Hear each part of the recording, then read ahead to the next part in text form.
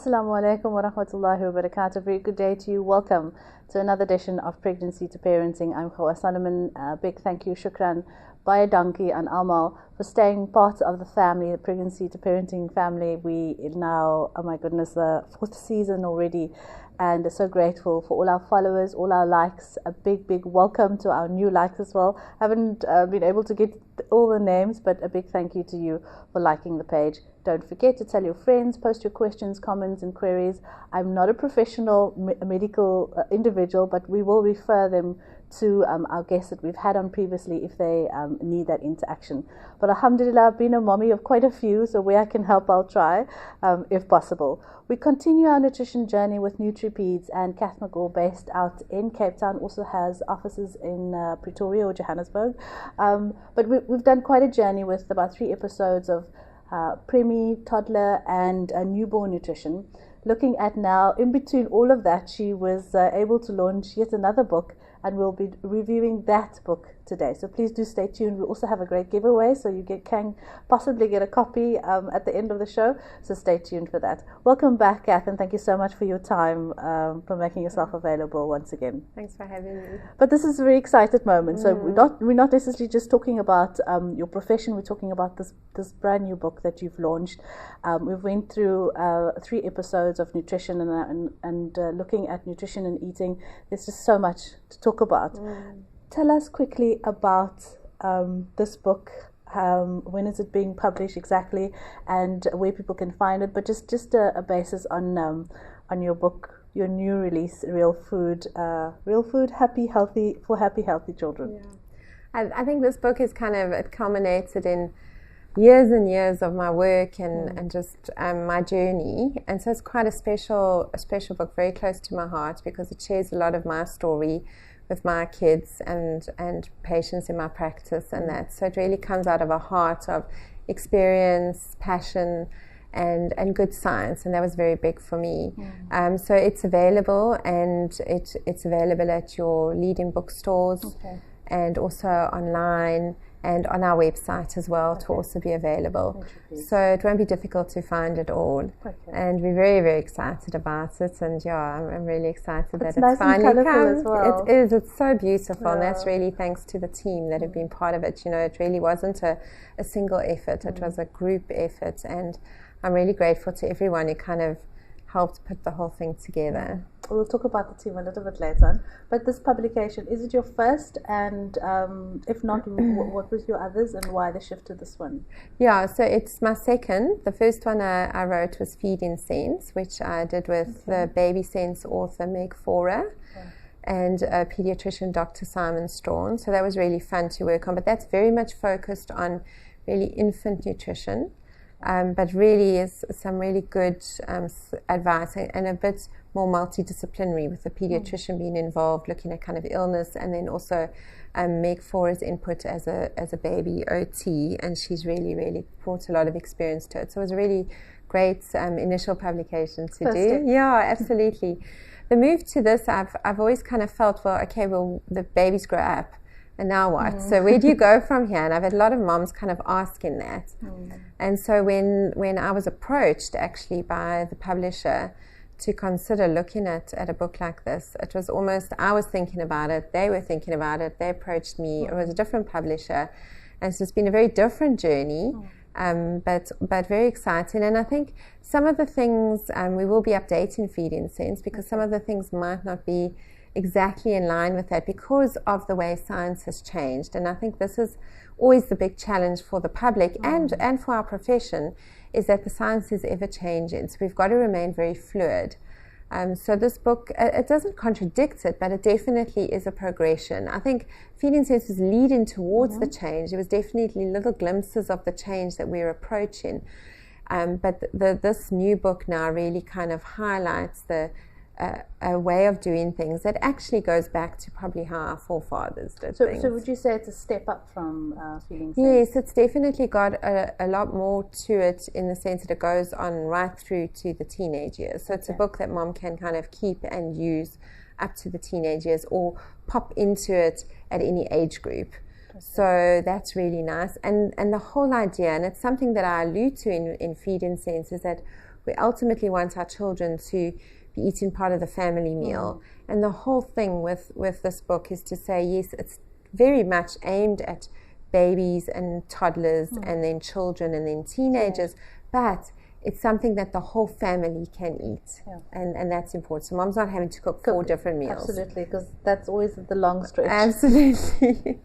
Real food for happy, healthy children. The compilation of the book, let's talk about that, and also your team, as you mentioned earlier on. Yeah, so I had an amazing team on board. I was really blessed to kind of be offered them, and the first person was Daisy. And she's published her own book, Starfish, which actually won an award at the end of last year. Yeah, and it's a fantastic book on cooking fish and sustainable fish recipes. So some lovely, lovely recipes.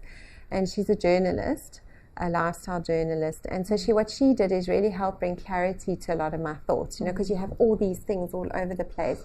And she kind of kept bringing it together, and we really worked well together. There was a lot of energy between us, and it was really exciting. And we've been doing some kind of interaction at various talks and that, and we do it together almost in an interview style, and that's been great. So she really guides and leads and questions. She asks a lot of good questions that make me really clarify my thoughts, and she's a mom.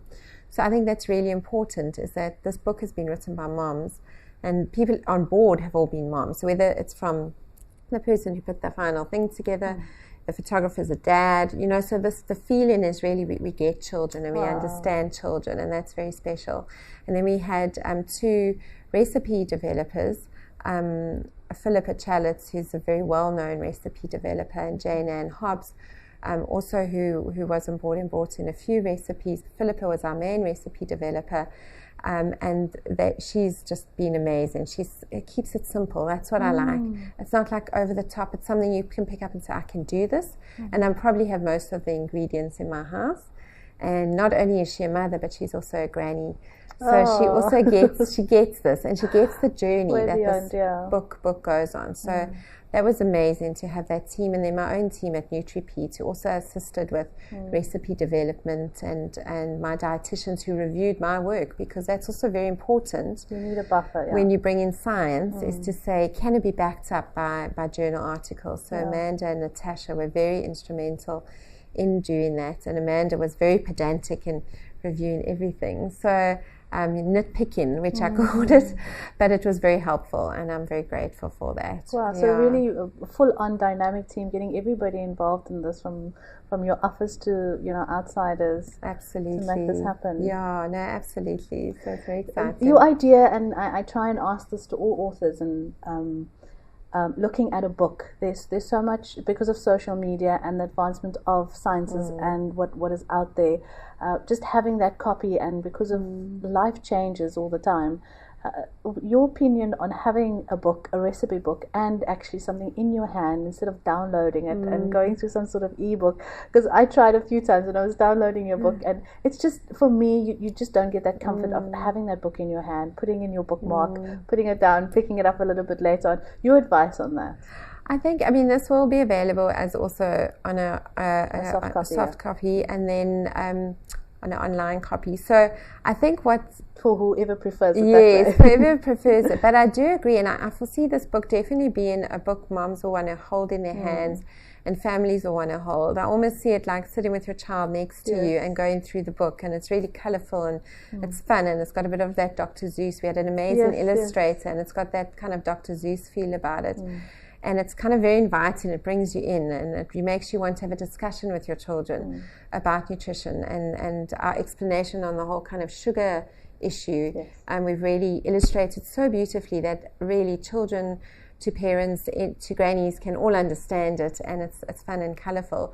And then, of course, having recipes, yes, you can print them off and print them down, and you can stand there and cook with your iPad. But I'm also a bit old-fashioned, and I think there's nothing nicer than having a book there, on a stand. All these little tags. Yeah, with these tags and your little notes that you've made. So I think it's both, and I think there's different will appeal to different people. But I think the benefit is of just sitting with your child next to you and saying, let's go through this, and you go and choose a recipe that's in the book that we should try. And Which brings back that interaction and the communication and emotional bond between you and your child, instead of mommy just deciding, going through this book, this is what I have to do, oh my goodness, I don't know what I'm going to do. Exactly. But actually to give the power back to the child. Exactly, yes, and let them, like you say, empower them and let them feel that they have buy-in, because then it's more likely they'll eat it at the end of the day. Yeah, and I picked up that is your, that's always been your main motto. Yes. Let them buy in, they need to buy in. Before we take our ad break, just quickly explain the concept of low carb, high fat diets, and because this is mostly what your book comprises of. Yeah, I think, the whole concept is that we've kind of done a shift many years ago where we feared fat, and we got everyone absolutely paranoid about fat. So it got to the point where as long as it was fat-free or low-fat, people felt they could eat as much of it as what they want. And kind of sugar was seen as, okay, well, then sugar is the way to go. And what happened is then sugar in foods wasn't the big focus, was as long as there wasn't fat in foods. Yeah. And so everyone kind of just ignored that so many foods were containing sugars.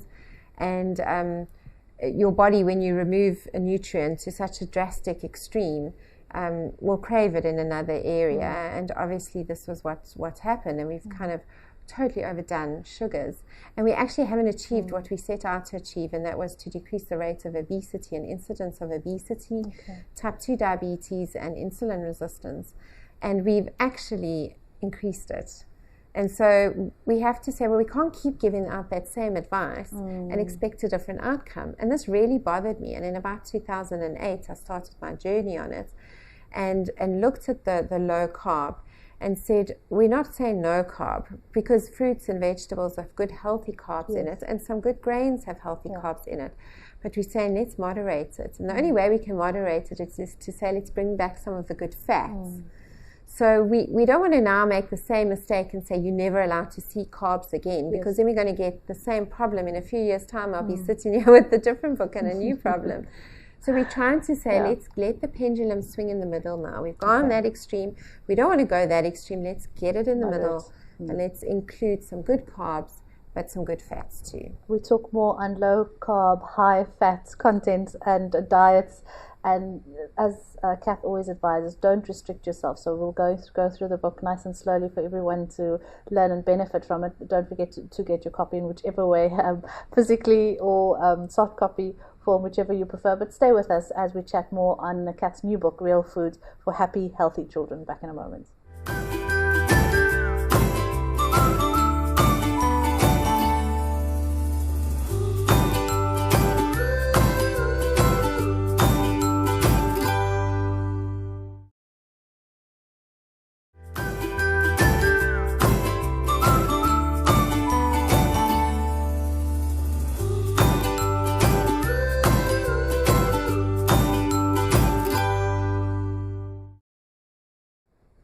Assalamu alaikum, welcome back. A very good day to you. Real Food for Happy, Healthy Children with Kath McGraw from NutriPeas is in studio with us.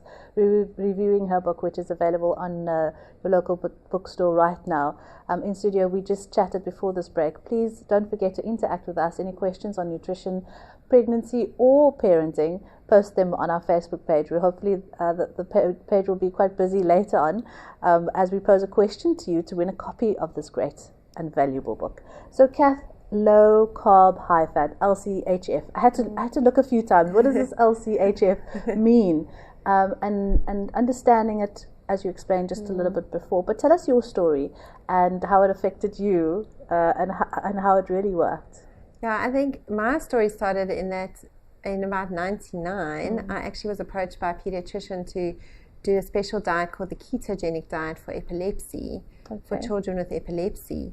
And that basically was a no-carb, extremely high-fat diet, and to assist with seizures. And for the brain. So it's a very, very medical diet, very controlled diet, needs to be done under the advice of a dietitian who knows what they are doing.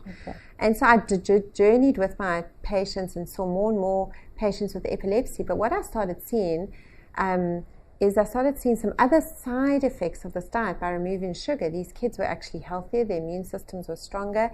If they were overweight when they came to me, they would lose their weight and get to their good body weight. Their attention spans were improved, their level of concentration was improved, which could have been a side effect of not having as many seizures, but there was definitely like a fog lifted. And I started to look at this and kind of look at our own diet in our home and look at what I was feeding our family. And I started to think, sure, maybe we don't have to go to that extreme, but maybe we are overdoing it. And I started to explore this and happened to go to a conference in the States and met up with Gary Taubes, who's known as the father of the low-carb, high-fat diet.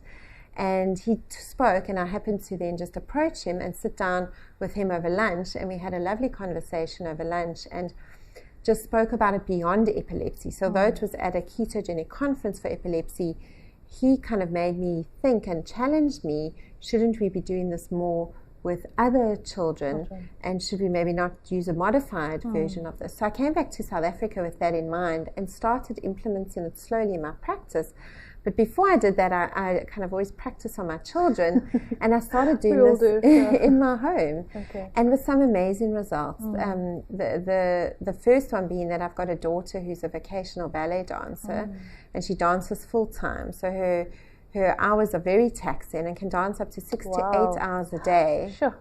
So, and and how old is she? She's now 12 years old. Wow. So she was really young, and I really felt like, you know, one of the big things we see with dancers and that sort of profession is eating disorders. And that's because they just can't maintain their weight. So maybe I've got to look at a different way of training her in her eating, so that one day it's just a way of norm. And I started really reducing the amount of sugars and processed foods and processed carbs that I was giving her. And this approach, then moving into the vocational ballet school, was picked up by the teacher of the ballet school and asked me to come in and work with all the girls on this. And we've been doing that now for a few years. And actually, they eat very, very little carbohydrates. They drink no juices like Energade, and sugar juices or with electrolytes and things that you think a child needs if they're dancing like 6 hours in a row. And these kids have an amazing amount of energy. They've maintained their body weight with very little psychological impact. And they feel healthy, and they get sick very infrequently. And we've just seen amazing results. I regularly go and do body stats analysis on them, looking at their fat percentages, their muscle percentages, and they are extremely healthy children and teenagers, because a lot of them now have gone into the teenage years. And that's been also interesting to follow them into their teenage years, which is often a very difficult time for their bodies.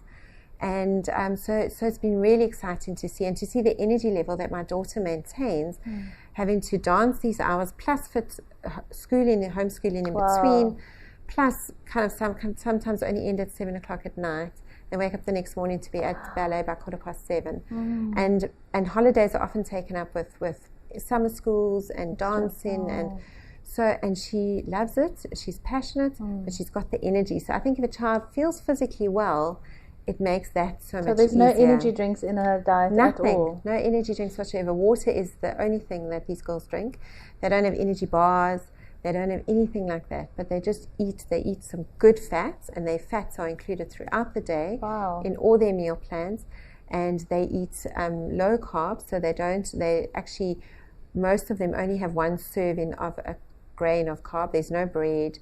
There's nothing like that incorporated. Because I want to know the secret. I know we don't want to give away everything. No. But what is the secret to all of that and working effectively? Because you're looking at real food, as your book says. And there's also that train of going, you know, do you buy organic or non-organic?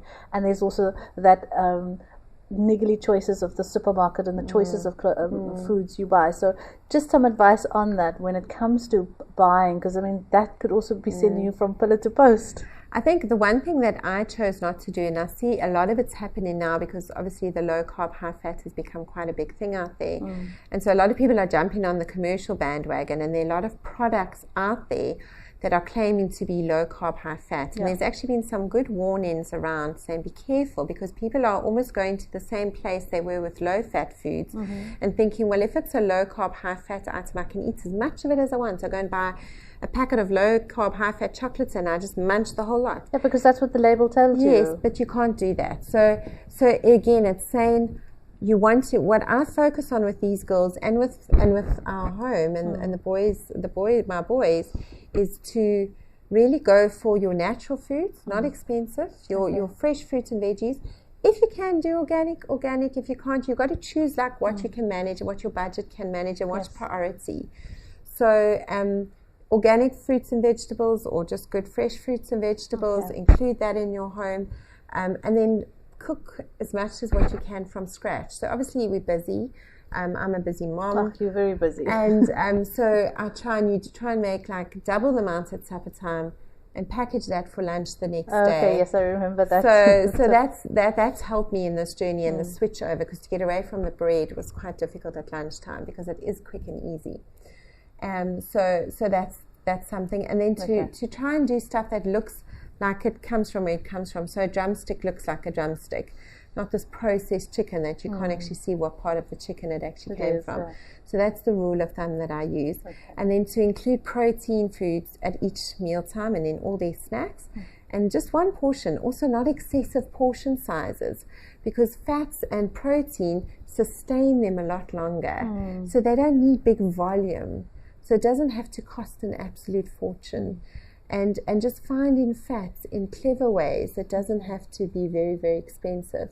So I haven't gone for buying a lot of the low carb, high fat products. I don't include that. My budget wouldn't allow that. Prepackaged. So again, it comes to prepackaged. I try and go for as little stuff with labels as possible. So your secret to some moms as well, because often we go in, and especially when they're fresh, you're so afraid to buy them. Are there any, and we don't want to delve on this too much, but are there any fresh fruits and veggies that you can actually buy when they're on special and freeze them? Or and I know you say use them a bit later. You can freeze them. Is a lovely way to kind of stop the aging process without providing chemicals or changing the structure metabolically of the product. Instead of buying the pre-packed foods exactly. as well. It's how you defrost them, that is important. So you don't want to like nuke them terribly in your microwave and then all the nutrients are gone. So the best is to defrost them at room temperature. Yeah, and take them out. So it just means taking them out the night before. So it's just a bit of planning. A lot of this is not difficult. It just does take a bit of planning. But I find with that, and I'll often cook up like a huge batch of chicken that I've just made tasty, and do it in chicken strips, and then just put it in my freezer, and then they pack their lunch boxes and they just each take one out for lunch. And by the time it's lunch, it's also sometimes defrosted. Yes, and that's done away with like the cold meats and that sort of thing that I was using, because those were quick and easy. But those, of course, they're processed and they're full of other additives and that. So it doesn't mean we never will have that, but it's very few and far between. Now when they see it, they're like, almost go, what's that? Oh, it's commented on. Whereas in the past, it was just a given. So it's a lovely way that it's worked. So we know that you're professional and you know how to do these types of things, but sometimes we also like to learn the tricks of the trade, if possible, absolutely. And know what is okay and what is not. Looking up at the makeup of your book, your contents, your chapters, it looks quite exciting. You've got the very interesting the rule of thumb and the golden rules, and you break it down to sort of issues that one could possibly have in the different ages. Take us through the content of the book. So we've kind of got the start is like plan your attack. So what are we looking at? Why are we actually doing this? Why are we wanting to move away from maybe the way we were eating to now? So there's that explanation, and we've used the hand with the 5 golden rules because that just makes it easy to remember and kind of a talking point in the home, something mom could even kind of reproduce and put on the fridge.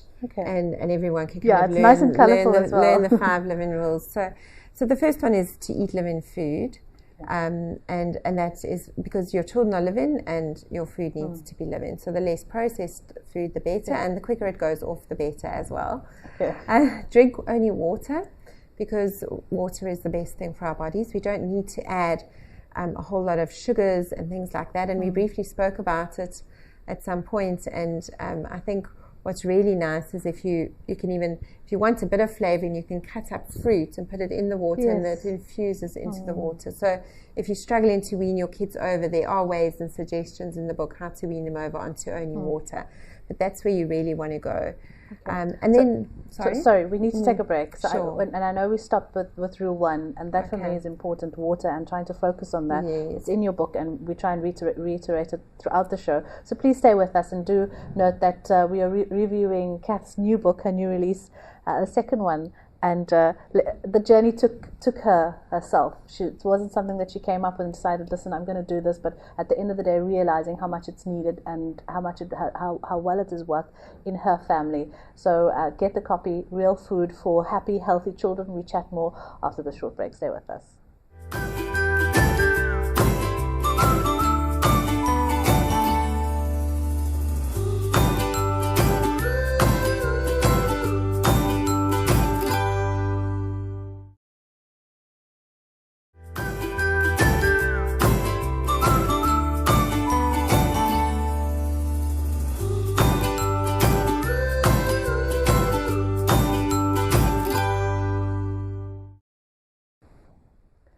Assalamu alaikum, welcome back, a very good day to you. We are reviewing Real Food for Happy, Healthy Children, and that's exactly what we want, and real food is it. The more living, the better, as Kath just before the break said. That's golden rule number 1.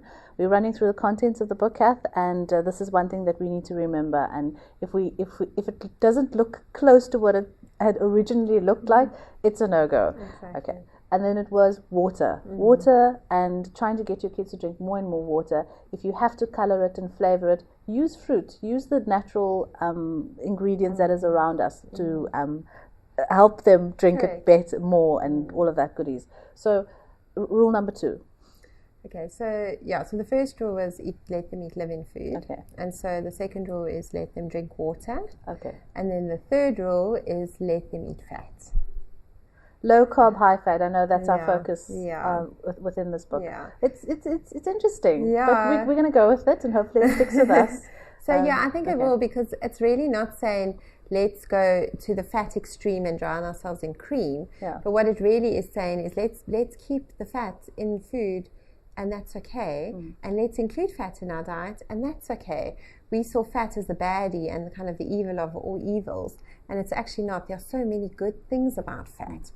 Besides how important fats and essential fats are for the brain development, and you kind of look at the amount of ADHD and the amount of concentration issues that we have these days, and I often wonder if it's not because of our excessively low-fat diets and just the lack of essential fatty acids from pregnancy through to kind of the children growing up. But I think the challenge is also understanding what is the good fats. What are they? 100%. Because we're saying leave the chicken skin on, or don't cut off all the fat of the meat, and the nuts. Are we realizing how much fat content are in our nuts? So obviously it comes down to I'm not asking people to go overboard now on fat, because some people have seen it as kind of a free for all, and that's not what we're saying. We're saying eat your amount of fat, but don't go overboard. Okay. But again, go for non-processed fats. The minute you start processed fats, you end up with those trans fats, which means they're changed.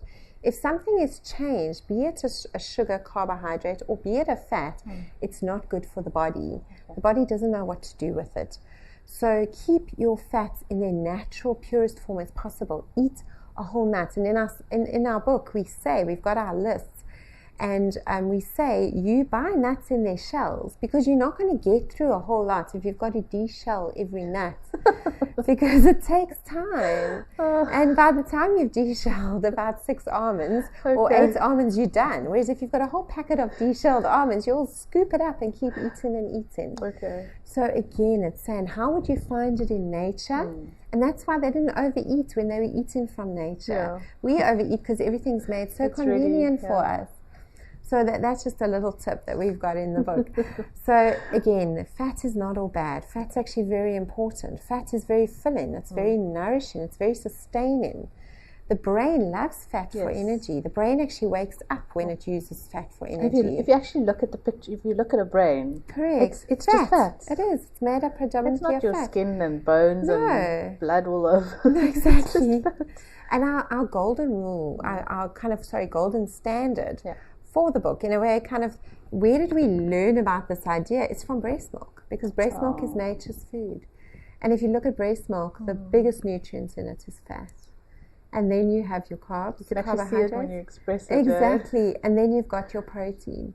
So we've got to keep going back to that and say, why does nature think it's so important for us? Because probably it is. And that's the third golden rule, is let them eat fat. And then the fourth one is ditch the Wonder Bread. Because bread, we called it Wonder Bread. It was a debate about whether we should call it that, but it's because everyone has bread. It's like it's wonderful in our lives. And it makes it simple. But actually, are we doing our children the best service? And if you look at the breads, and people have become, I found it so lovely to see, as messages get out in society, how people start changing. And I see this when I take diet histories in my practice, how people are starting to be educated, and it's just lovely. And I get more and more moms come and say, well, I don't buy the pre-packaged sliced bread. I get the bakery bread from the counter. And the rule of thumb is, if you are going to include bread, it must go off. It should be moldy by day 2, and it should be hard by day 1 or the next day. So then you need to toast it, kind of like we grew up. So bread that lasts forever and a day, that you can't do that mold experiment on, is not the bread you want to be feeding to your child. And be careful of overdoing any bread, whether it's your home baked bread, whether it's your bakery baked bread, and definitely if it's your processed and preserved bread, you want to kind of really keep it to a minimum. And in the book, the place that we do include bread a bit is with the teenagers, because there is a place where we find, and then we really recommend a non-processed, non-preserved bread, especially if they're very active teenagers. So again, it also comes down to the individual child, but there is a place for it there possibly. So that was number 4. Oh, okay. So the first one is eat living food. Second is the water. And then it's let them eat fat, ditch the Wonder Bread. And then the last one, big one, is avoid sugar. Avoid sugar, avoid sugar, avoid sugar. And I can't emphasize that enough, because we don't need sugar. We don't want to include sugar. We want to keep it out of our children's diets as much as what we can. And you know what happens when we do that? They start to want to eat fruit and vegetables. And it's amazing. The pickiest eaters will start to eat fruits and vegetables when you cut sugar out of their diet, because our bodies need carbohydrates. So that's not what we're saying. We're not saying they're all bad, but they need it in the natural form. The minute you remove it from nature, you start causing problems, because it's not included with the fiber and with all the good things and the nutrients and the volume. There's no way. So yes, butternut and pumpkin might be a higher carb or has a higher carb starch content, but a child's not going to eat 24 butternuts. And that's equivalent to what's found sometimes in a can of Coke, of the amount of sugar. So it's just comparable. You're not going to get there. So don't worry about the orange veggies. I often find parents, they want to do this, and then they start coming to me and saying they're cutting out all the orange veggies and they're not going to let the children eat fruit. And I'm saying, no, children aren't going to overeat if you give them a whole apple to eat. When you start refining the apple and juicing it, and then they're going to overdo it. But same with the butternut, let them kind of almost get them to do baked butternut in the skin and soften the skin so that they almost have to eat that. And then they're not going to overeat on it, because that's going to fill, the fiber is going to fill them up. So you don't have to worry about that. Include all veggies. In our book, all veggies and all fruits are included in our kind of go for it list. Because children aren't going to overeat on that.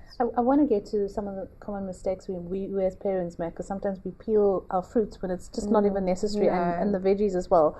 But let's talk on that sugar quickly. I don't want to touch too much on it, because there's so much to talk about it within the book.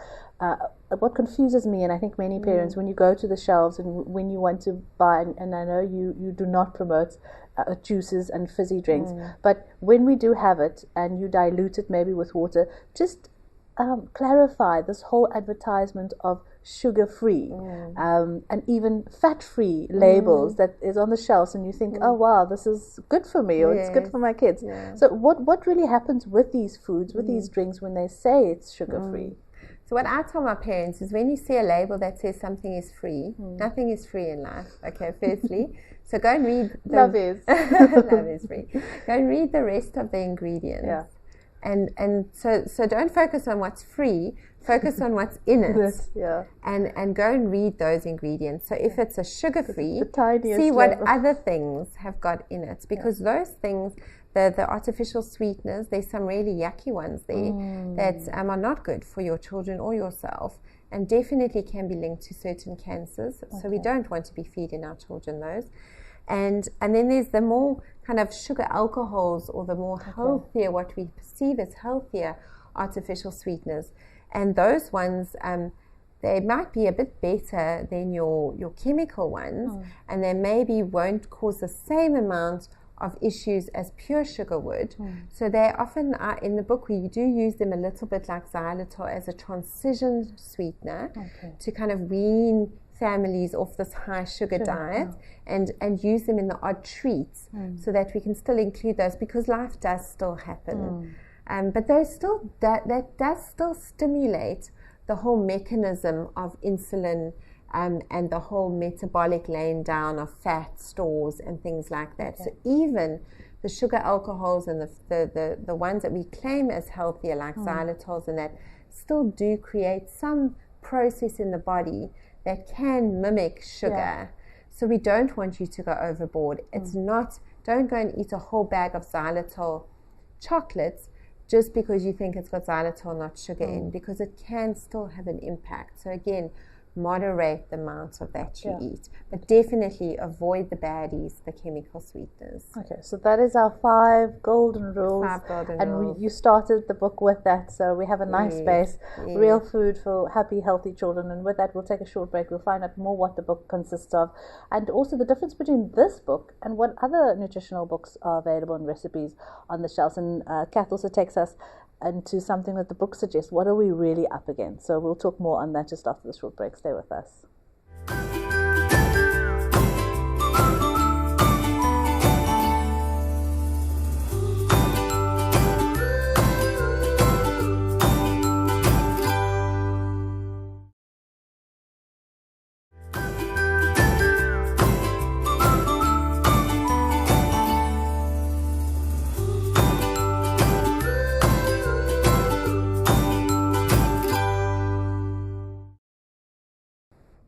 Welcome back. Our last segment and our exciting one, and as we have to end off this book review, but it's never an end when you get a copy. It's called Real Food for Happy, Healthy Children. Get your copy now at your local bookstore, and you might also win one. So our Facebook page will be really busy quite soon once Kath has the question and poses the question to you, and you can get a copy of this book. Brilliant, absolutely great book. It takes you from A to Z on the low carb, high fat diet, and so much more as well. Some advice, some recipes, and really colorful, and you can get your kids to also choose which recipes and get them involved in it as well. But Kath, we've still got there is lots to talk about this book, but we're really cramming it into the segment. So take us through after those 5 golden rules, which is of utmost importance. I think I'm going to stick it up in on my fridge. But what else does the book have? So then we have the recipe section, and the recipes are really lovely. They're colorful, but what really appeals to me about them is that they're simple. They've all been tried and tested on kids, because this book is for children.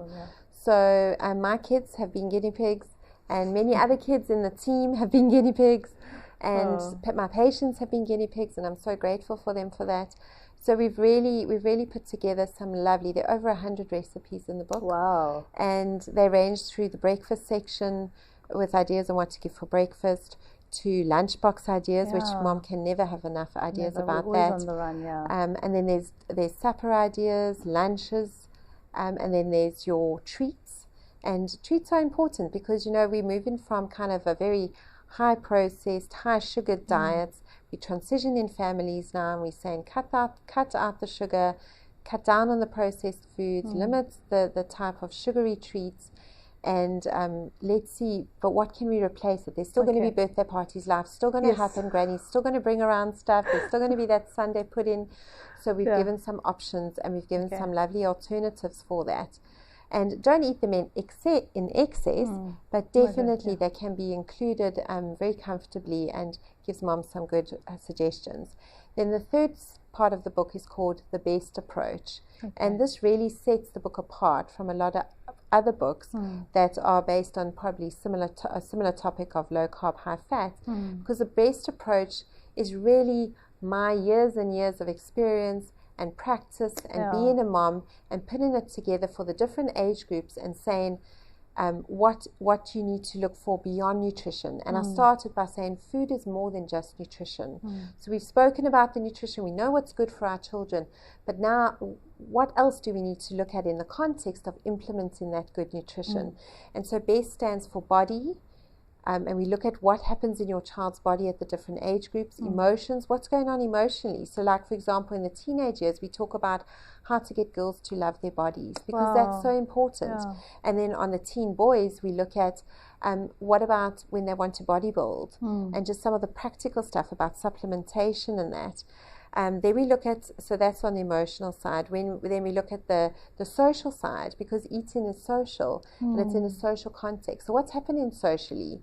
Obviously, your toddler's still at home, but your preschooler and your primary school child, and of course your teenager, does a lot more eating outside the home. So how do you manage that, and what tips can we give you for that? And then the last it stands for taste. And that's the whole sensory experience. We've got a lot of children that have issues with taste. And why do some children eat vegetables when they're babies and then suddenly stop eating vegetables? And it's a lot to do with their taste, because taste buds change. And so we talk about that at the different age groups and how that changes in the teenagers because of the hormones, and how that's often why teenagers' tastes change and differ and expand. And so we discuss that. And then we've got on the pregnancy as well. And there we call it the B, just B. So we've included the body and the emotions. So and we just want our pregnant moms to be. And so I think it's really comprehensive, and it really brings everything together in that section with some really lovely practical advice. And then we've got a really nice section under the infants and the weaning section, and we speak about baby-led weaning. We give a weaning plan, and it's really very user-friendly. Wow. I'm speechless. I don't have any more questions of what this book really needs and how different it is to the other nutritional books on the shelves. But just your advice with common mistakes we as parents sometimes make when feeding, because sometimes there can be the best of foods in our fridges that we've gone out shopping, but then we make these little mistakes by peeling or overcooking, or what sort of advice, and even table manners, how does that encompass all, by not just eating but eating wholesomely and holistically? I think probably the biggest mistake we make is we get too complicated. We lose simple. We think to make a change we've got to get complicated, and I say to parents, no, it's just one thing at a time. And it's a process. You can take it took me more than a year to make these changes, and we're still making changes. I'm still reevaluating and saying, no, actually this actually must go, or let's change this. It's a lifelong process. Don't do it all in one go. It's not all or nothing. That's a big mistake, because then parents feel this huge expectation, go out and they buy loads and loads of fresh veggies and they just rot in the fridge because they feel too overwhelmed. So keep it simple. Avoid overcooking and your basic principles like that. Engage the children. Try and eat family meals together. Sit around the family table. A lot can happen around the family table, and that goes back to it being more than just nutrition. Children learn about good eating, not just good eating manners, but good eating habits at the family table. When dad is eating that broccoli suddenly appears safe and appealing.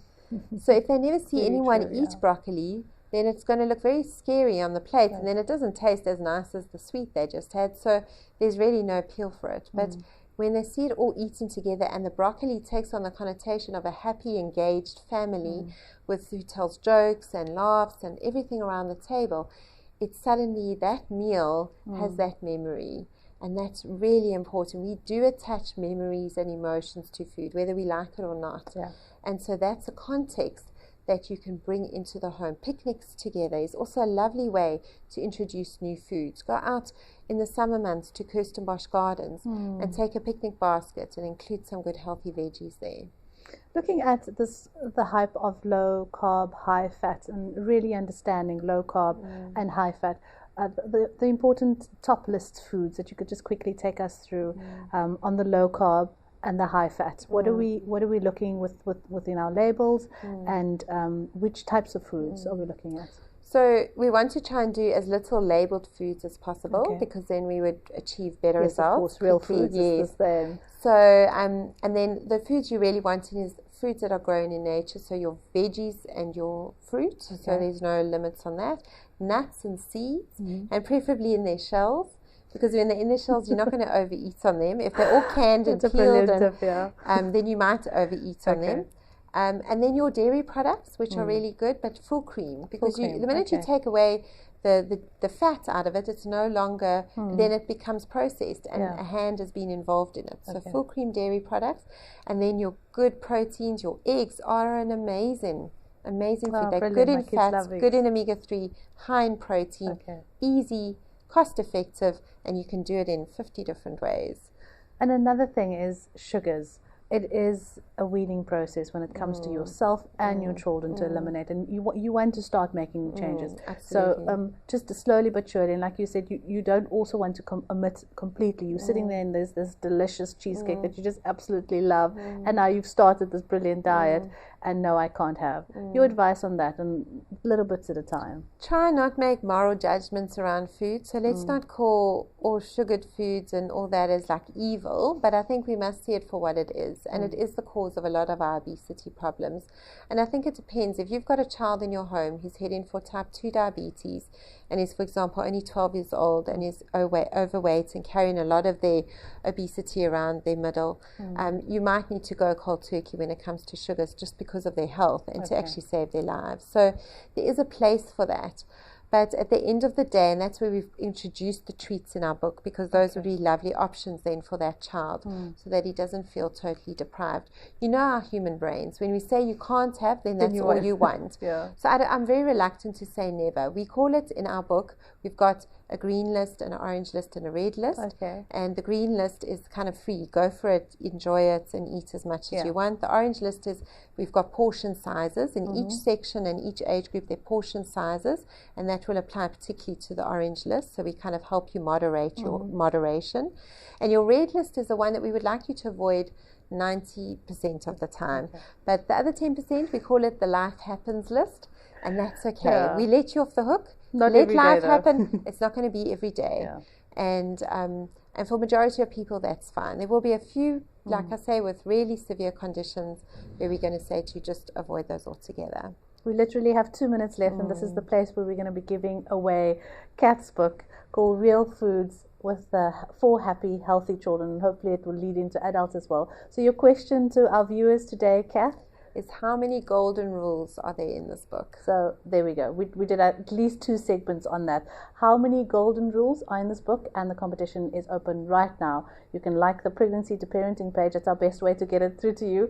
And we'll put some great information, and it's also some tips on parenting and pregnancy, and updates on what the show has to offer, as well as our future shows and our past shows. So like the page right now, Pregnancy to Parenting, and then you can tell us how many golden rules, I almost gave it away, how many golden rules are there in the book, and that's in Kath's new book available now, Real Food for Happy, Healthy Children. And when we say real food, the closer the dairy product is to the white color, the closer the chicken looks to an actual drumstick, the closer the fruit or the veg looks to that fruit that you would have picked, or that veg that would have been picked from the farm. That is what you should have. And don't overcook it. Thank you so much, Kath. We will definitely be seeing Kath soon, and hopefully with in the next few weeks as well, because I know you're working on another book, so just exciting stuff, and a very busy lady. So Kath is definitely a name that's going to be household very soon.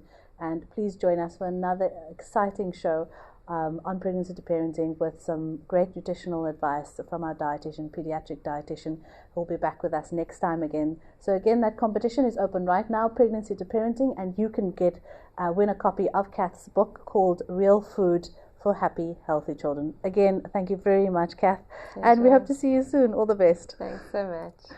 There we have it, Pregnancy to Parenting for today, Real Food for Happy, Healthy Children. Join us the next time again. Please do enjoy the Facebook page and the rest of our shows on ITV. From myself, Hawa Solomon, wassalamu alaikum, and good day for now.